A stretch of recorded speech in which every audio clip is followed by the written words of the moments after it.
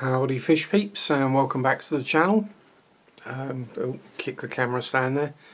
Now if this is your not first time, if you've not watched any modelling videos on my channel, which if you're a fish person you may well not have, this is the workbench where I build my models, so I'm instantly more comfortable talking to a camera. And today I'm going to go through and show how I do my water tests, and probably explain why, and just generally take you through how it all works. Now, as you know, I'm new to the hobby. I'm a month in. My tank so far is doing really well. Everything's happy, feeding, and the water parameters are really pretty good. So shall we see how we go? Now, to start with, I did a bit of research and it appeared that generally the API freshwater master test kit is probably the best one to go for if you don't want to go with the strips, as some of the strips can apparently be quite inaccurate. I think the Tetra ones was pretty good. The API ones apparently aren't much cop, but hey ho. Anyway, first thing we start out with is we'll pop these out of the way. Somewhere I can get to them would be a good idea. Open the lid up. There we go, that's sorted. And bring in my test tubes, which have got aquarium water in them already. 5 ml, which is what the doofer says to use. And as you can see, the little bits of 6mm masking tape, just for me, so I know which one's which. I've labelled each test tube. So for example, I know that's the nitrates one, that's the pH one, nitrites, ammonia, and the general hardness, GH, and the KH. But as the nitrate one takes the longest, we shall do that one first. This is a 2-part test.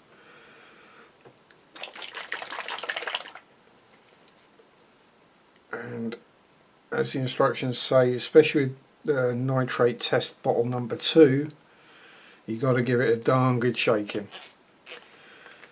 So as it says in here and in the instructions, I've done it often enough now that I know what it says. And I'm on the so let me just straighten things up a little. Is that? No, that's worse.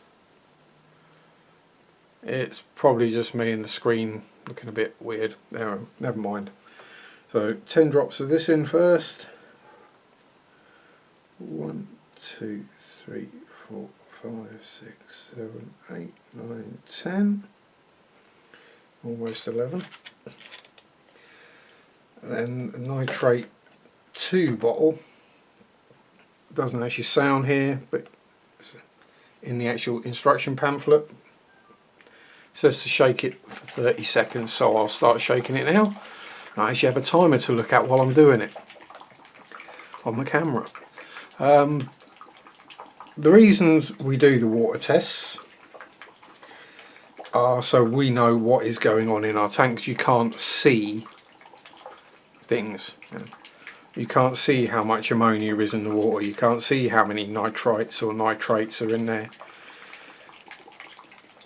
And if you look after the water looks after the fish, basically. So it's one of these things, a few simple tests, and you can keep your fish much healthier. 6, 7, 8, 9, 10. There we go, that's 10 drops of that as well. Now we put the lid on and we shake that for a minute. I do the nitrate test first because it's the one that takes the longest to get going.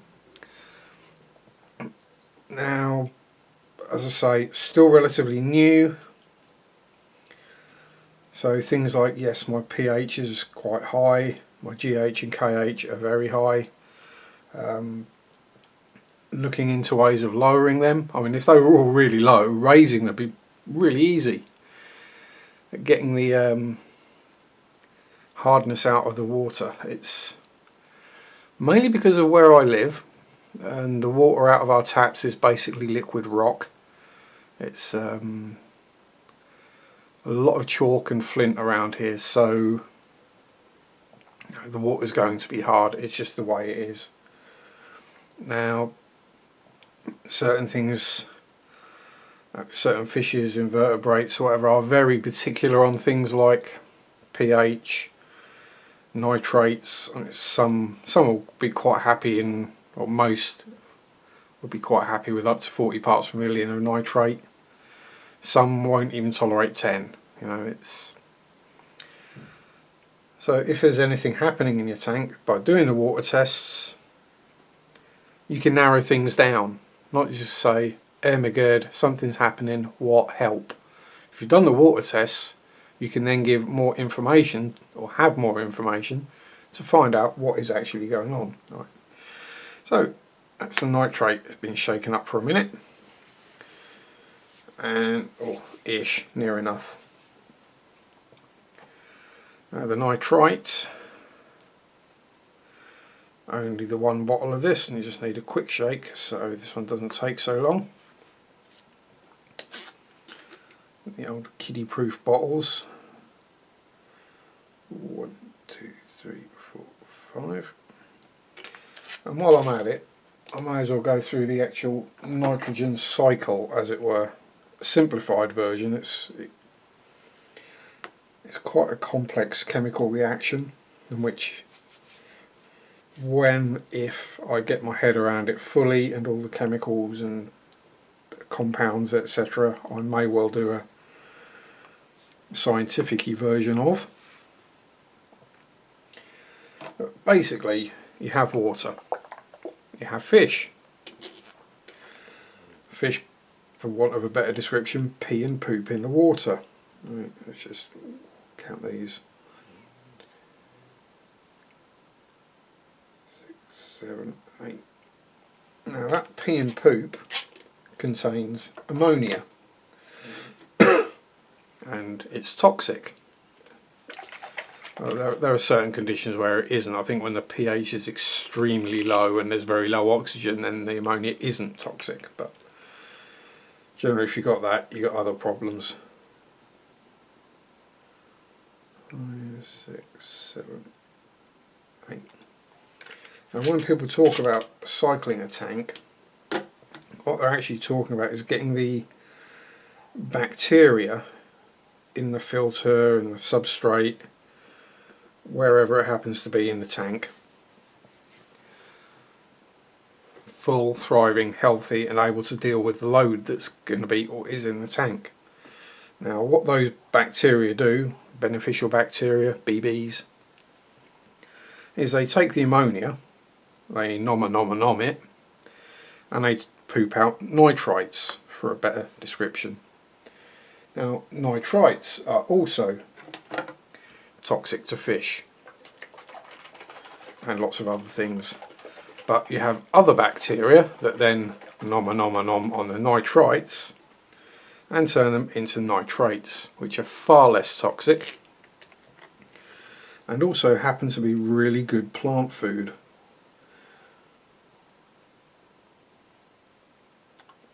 So if you've got no plants in your tank, you could probably expect to have to do fairly major, fairly regular water changes as the nitrates come up, and you swap some water out to take some of the nitrates out of it, dilute it.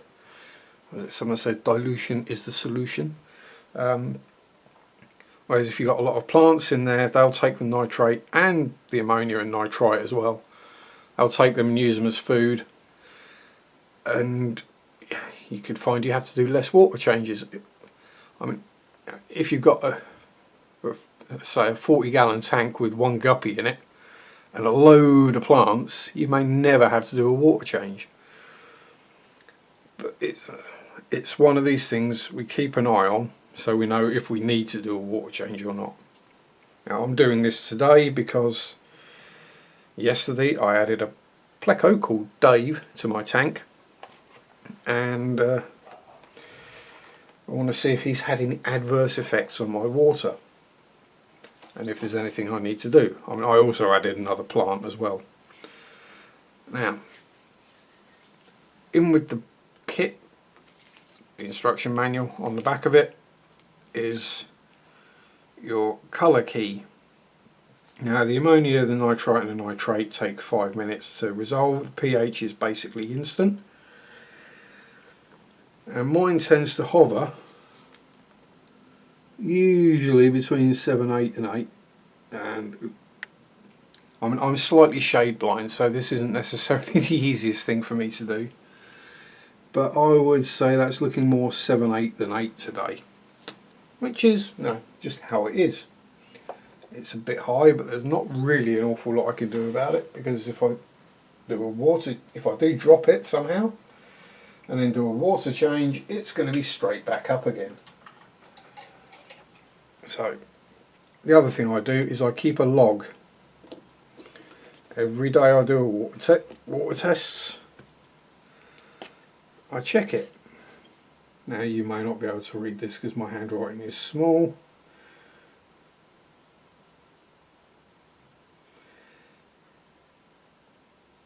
And by writing it down, making a note of it every day or every time you do a test, then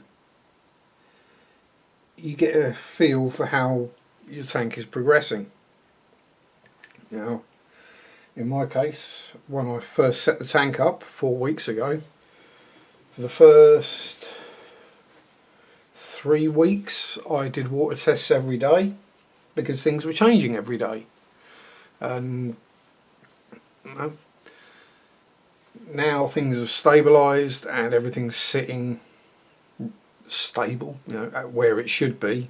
I'm doing it every other day at the moment, as I'm still adding little bits and changing things about just to make sure everything's good. As time goes on and the tank is more and more mature, let's say, or seasoned, and everything's balanced itself out, then I may do them once a week. Say, do them on a Saturday morning and see if I need to do a water change or not. If I don't, I don't. Great.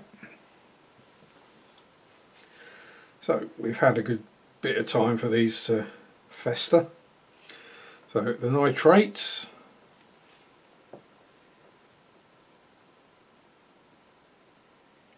and that's still around where it usually is, which is good, at 10 parts per million. I don't really need to look at the nitrite because it's bright blue, which means 0, and the ammonia is bright yellow, which is also 0.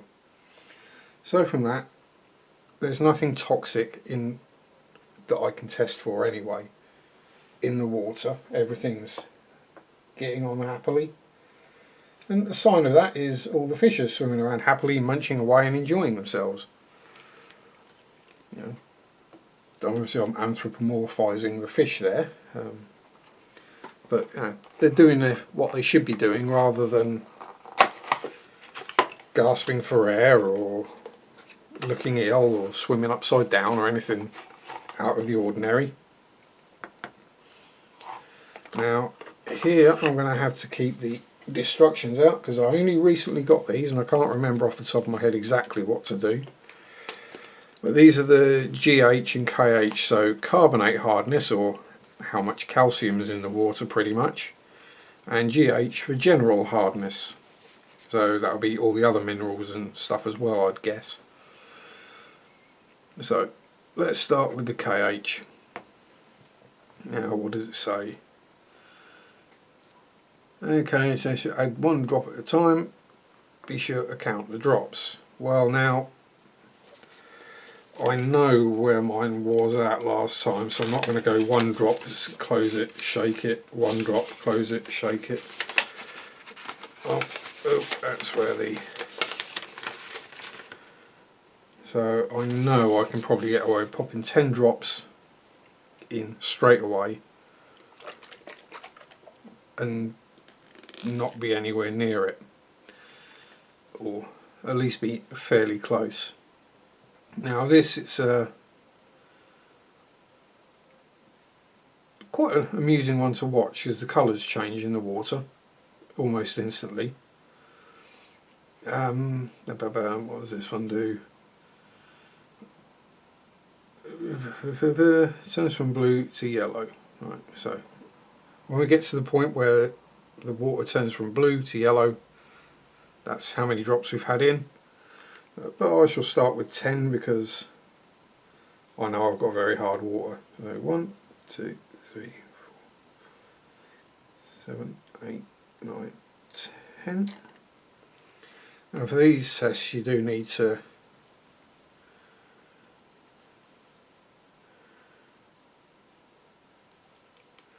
actually count the amount of drops. There we go. So we're shaking it up, and you might be able to see, probably not, it's gone, well, bluey green. If I'd have gone 1 or 2, it would have just gone blue. So we're at 10 drops, so we add another, give that a shake, and boom, it's gone yellow. Well, it's gone orange, so we're at 11 drops. I'll give it another drop just to be sure.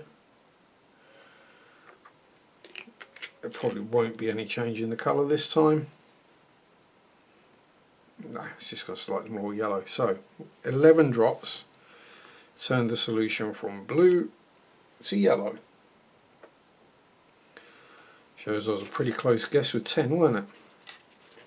I think that's actually lower than, no, it's about where it was. It's showing at, KH is showing just under 200 parts per million, which is where it was. Which, as I say, is very hard water. You just need to see how quickly our taps and kettles fur up around here.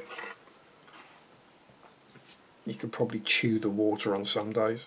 Well, it's not as bad as when I lived in Wales, and sometimes it would come out red because of the amount of iron that was in it, but hey, never mind. So the general hardness, again, I'm expecting this to be about the same, so I'm going to start just by adding 10 drops.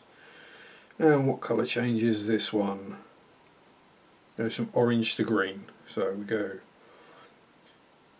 4, 5, 6, 7, 8, 9, 10. Right. Now, so things like your GH or your hardness isn't going to change too rapidly. As you can see, that's still orange with 10 drops. Although it's gone green on my finger, so I'm guessing something on my fingers. So now we add 1 drop at a time. And let's see when it goes green. That's 11, no change. 12, no change. And I think we are basically going to go off the chart here. 13.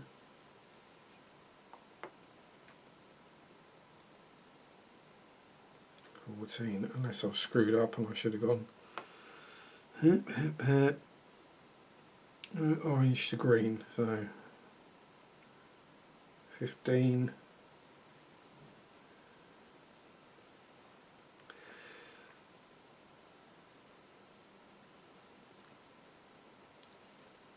16.